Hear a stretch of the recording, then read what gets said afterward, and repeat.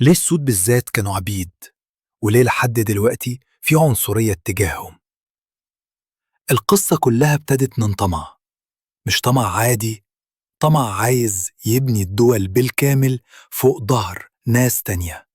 أوروبا كانت عايزة تبني ثروتها وتبقى غنية، بس الغنى محتاج مصانع ومزارع ومجهود كبير. مين بقى اللي هيشتغل ببلاش ومن غير ما يعترض؟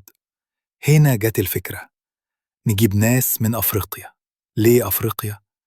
مش عشان لونهم أسود، لأ، عشان أفريقيا وقتها كانت مفككة وفيها حروب، والقبائل هناك كانوا مستعدين يبيعوا أسرى الحروب مقابل سلاح وذهب. الأوروبيين عرفوا يستغلوا ده ويعملوا تجارة كاملة بالبشر، بس الغريب بقى اللون نفسه كان جزء من الخطة. ليه؟ عشان العبد اللي يهرب يتعرف بسهولة وسط البيت. يعني الموضوع كله خطة اقتصادية، مش كره في السود، طمع فيهم. طب ليه العنصرية موجودة لحد دلوقتي؟ عشان اللي اخترع العبودية اخترع معاها كذبة تانية، البيض أحسن والسود أقل.